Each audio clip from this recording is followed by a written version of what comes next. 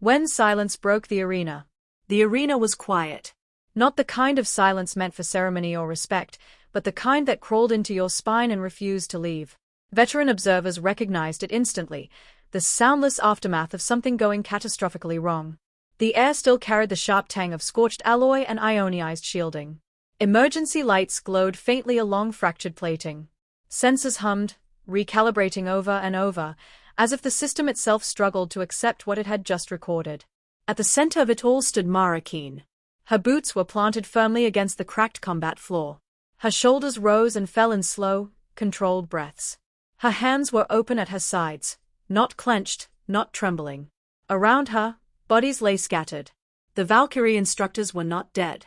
Every monitor confirmed it. Heart rhythms pulsed steadily. Neural activity flickered. But none of them moved. Limbs rested where gravity had placed them.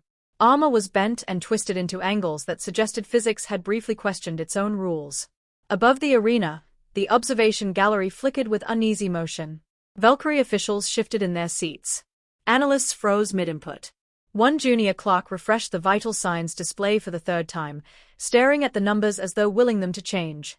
"They're incapacitated," someone whispered. The translator barely softened the disbelief. Silence spread like a living thing. Then the verdict came. "Mara Keen of Earth," announced the presiding adjudicator, voice tight but formal. "You have failed the combat trial." Mara looked up slowly, her brow creasing, not in anger, but confusion. Behind her, an instructor's fingers twitched weakly against the floor. No one noticed. And that, in hindsight, was the first mistake. A trial meant to be simple. The trial had been designed to prove a point. 3 Valkyrie instructors.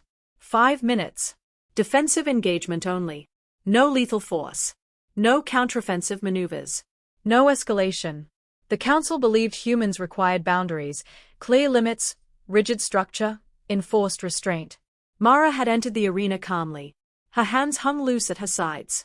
Her gaze wandered, not scanning in the obvious way, but absorbing everything without appearing to focus on anything at all. The instructors circled her with effortless confidence. Tall, armored forms moved with mechanical precision, the result of centuries of regulated combat doctrine. The first instructor made contact. Not an attack. Just a test. Clawed fingers closed around Mara's forearm, gauging resistance. Mara moved. Later, analysts would argue over how to describe it. There was no visible wind-up. No dramatic shift in posture. One moment the instructor stood upright. The next, he was airborne, spinning end over end before colliding with the shock-absorbent wall hard enough to leave a shallow crater. Defensive response, Mara said evenly, already resetting her stance. The gallery murmured. The second instructor advanced more carefully, blade limbs extended. He lasted 8 seconds. 8 seconds was enough time to realize he had misjudged everything. Gravity introduced him to the floor with surgical accuracy. By then, the third instructor was already charging, and the rules had begun to bend. When the third body hit the ground, the gallery stopped murmuring. It started recalculating. When doctrine meets adaptation, Valkyrie combat relied on patterns. Recognized forms. Expected counters. Escalation thresholds. Mara followed none of them. She reacted to intent. Subtle shifts in posture. Weight transfers. Micro delays in commitment. She wasn't faster. She was earlier. When the next wave entered the arena, alarms quietly flagged a protocol breach. Unauthorized personnel. No one called them back. Pride moved faster than reason. 5 instructors closed in. Mara exhaled. She stopped retreating. What followed wasn't chaos. It was order. Human order. Momentum redirected. Balance stolen. Limbs locked and released just before bones snapped. Bodies placed where they wouldn't interfere with the next movement. In the gallery, analysts stopped cataloging techniques and started writing warnings. Subject displays adaptive combat cognition, one whispered. Another swallowed hard. She's limiting force. Below, one instructor attempted to rise. Mara pressed him gently back to the floor. "Stay still," she said softly. "You'll hurt yourself." He did not argue. By the 4th minute, the arena floor looked less like a battlefield and more like a diagram. 12 bodies arranged by consequence, not violence. And still, the clock kept running. Failure, according to the rules. When the 9th instructor entered the arena, everyone knew the trial was already over. No one said it. The remaining Valkyrie abandoned spacing. Abandoned caution. This wasn't training anymore. It was desperation, an attempt to reclaim control in front of witnesses. Mara noticed instantly. Her movements changed. Not faster. Not harsher. Final. She intercepted strikes instead of avoiding them. Used armor weight against balance. Let momentum carry attackers into one another. Applied pressure exactly where physiology failed. Nerve clusters, joint limits, circulatory choke points that shut bodies down without breaking them. The arena sensors screamed. Efficiency thresholds shattered. Energy output remained stable, but incapacitation rates spiked beyond classification limits.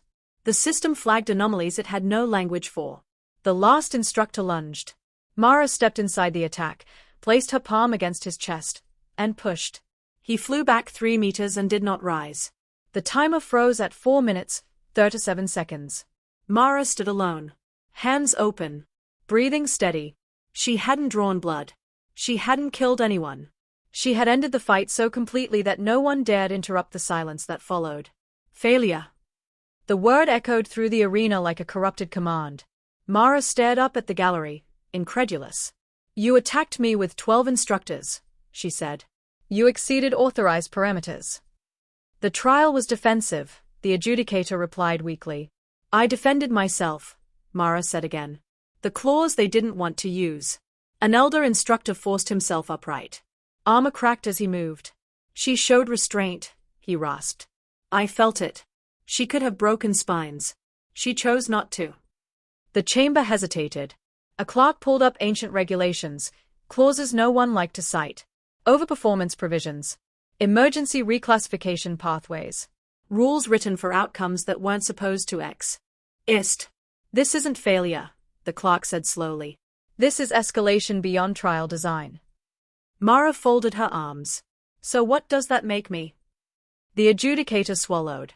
An unknown variable. Lights dimmed as systems shifted from assessment to containment. A priority alert triggered deep within the station, not for medics, but diplomats. Mara's file confused them. No military pedigree. No battlefield history. Just civilian records. Training gyms. Stress-tested environments. Repetition under pressure. She learns by watching, one analyst said. And by failing, another added. Repeatedly.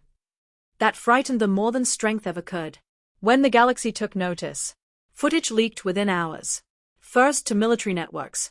Then civilian channels. Then beyond known space. Predator species paused. Rivals recalculated. The balance shifted, without a single shot fired.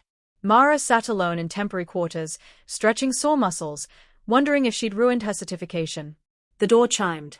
Diplomatic seal. The assignment wasn't a promotion. It was a gamble. 3 embassies had already failed. 2 destroyed. 1 ambassador returned in pieces. They respect only strength, the envoy said carefully. So we're sending you. Not to fight, he added quickly. Just to stand there. Mara nodded. That's usually when things go wrong. The message was her presence. At Karawan Station, warriors lined the approach, scarred, massive, silent. Their leader studied Mara. This is the human, he said. Small. Mara met his gaze. Didn't smile. Didn't flinch. Didn't move. Minutes passed. Then he felt it. Not fear. Certainty. She wasn't waiting for permission. She wasn't preparing to strike. She simply existed, fully confident that if violence began, the outcome was already decided. The leader leaned back. Let us talk. War receded, not because of force, but because it suddenly felt unnecessary. What humans really were. Human trials were suspended. Replaced with simulations. Distance. Safeguards. Observation behind reinforced glass. They are afraid now, a junior officer whispered. Mara shook her head. They are learning. Across the galaxy, reports spread. Humans weren't unstoppable. They were worse. They were adaptable. They didn't seek domination. But if pushed, they ended conflict so thoroughly that no one wanted a rematch. Mara received a new designation. Not soldier. Not instructor. Deterrent. She looked back at the empty arena floor and wondered how many more systems would need to learn the same lesson. Humans didn't need trials to prove their worth. They only needed to be tested once.